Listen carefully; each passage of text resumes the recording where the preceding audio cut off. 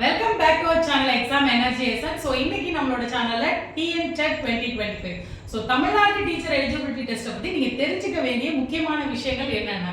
So இது ஒரு eligibility test. நம்ம வந்து தகுதி தேர்வு பிஎடும் டிடிஎடும் படிச்சிருக்கவங்க, அதாவது 1 to 5க்கு டீச்சர் ஆகவும், பிஎட் 6 to 8க்கு 6 to 10th வரைக்கும் தமிழ்நாடு பொறுத்த வரைக்கும் டீச்சர் ஆகணும் விருப்பப்பட்டா கண்டிப்பா பேப்பர் 1 இல்லாட்டி பேப்பர் 2ல நீங்க செலக்ட் ஆகிருக்கணும், தகுதி பெற்றிருக்கணும் அப்படிங்கிறது எல்லாருக்குமே தெரியும். ஸோ இப்போ இதுல ஃபர்ஸ்ட் பேப்பர் 1 பத்தி டீட்டெயிலாக நான் சொல்றேன். பேப்பர் 1 வந்து 1 to 5th வரைக்கும் டீச்சரா இருக்கிறவங்களுக்கு எழுதக்கூடியது. இதுல ரொம்ப சிம்பிள் என்ன அப்படின்னு பாத்தீங்கன்னா 150 மார்க்குக்கு நீங்க எழுத போறீங்க. 5 பார்ட்டா அது பிரிக்கும்.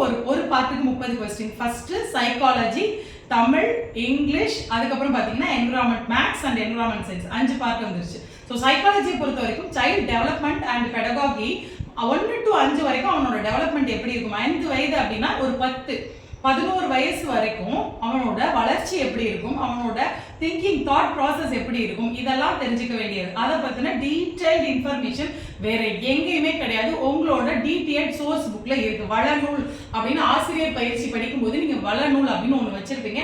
அதுல இருக்கிறத தரவா படிச்சாலே போதும். பிளஸ் 1 to 8th வரைக்கும் உள்ள ஸ்கூல் புக்ஸை ரீகால் பண்ண வேண்டியது மிக மிக அவசியம். தமிழா இருக்கட்டும், இங்கிலீஷா இருக்கட்டும், மேத்ஸா இருக்கட்டும், சயின்ஸ் அண்ட் சோஷியலா இருக்கட்டும், டெஃபினட்டா you have to read out entire the school books and also your DTED source book. அதாவது ஆசிரியர் பயிற்சி இதுல படிக்கும்போது வரக்கூடிய வளநூலையும் 1 to 8 வரைக்கும் உள்ள உங்களோட ஸ்கூல் புக்ஸையும் ரீட் பண்ண வேண்டியது முக்கியம். ஸோ எந்த மாதிரியான ரீடிங் தேவைப்படும் அப்படின்னு பார்த்தீங்கன்னா கிளாஸ் ரூம் இன்ஸ்ட்ரக்ஷன், கிளாஸ் ரூம்ல எப்படி நீங்க அதை டீச் பண்ணுவீங்க, கிளாஸ் ரூம்ல இந்த சிச்சுவேஷனை எப்படி ஹேண்டில் பண்ணுவீங்க, கிளாஸ் ரூம்ல இந்த பையனுக்கு எப்படி அதை வந்து டிஃபரன்ஷியேட்டட் இன்ஸ்ட்ரக்ஷன் ஒவ்வொரு தனிப்பட்ட மாணவருக்கு எப்படி கவனம் செலுத்துவீங்க பண்ணிட்டாங்க. நம்ம சொல்லிட்டோம் 150 மார்க்குக்கு 30 ஈக்குவலா தான் டிரான்ஸ்ஃபர். இதுக்கு அதிக மார்க், இதுக்கு கம்மி மார்க்கு கிடையாது. So Tamil and English as a language டீச்சரா நீங்க யோசிக்கணும். மேத்ஸ்னா மேத்ஸ் டீச்சரா யோசிக்கணும்.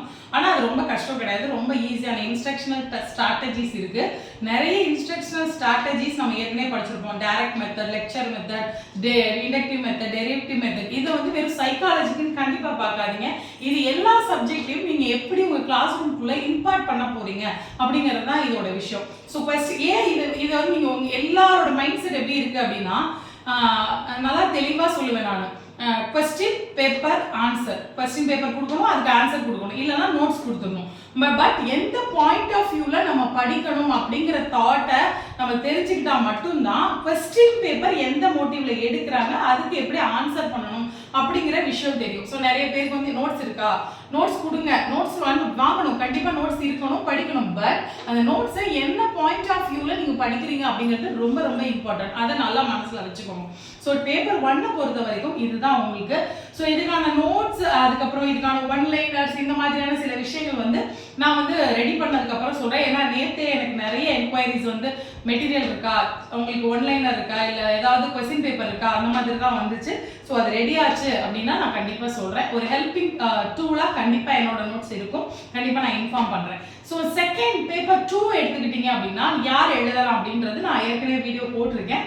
இதுல சயின்ஸ் அண்ட் மேத்ஸ் ஒரு ஸ்ட்ரீமாவும், சோஷியல் சயின்ஸ் ஒரு ஸ்ட்ரீமாவும், அதாவது ஆர்ட்ஸ் அண்ட் சோஷியல் சயின்ஸ் ஒரு ஸ்ட்ரீமாவும் இருக்கும்.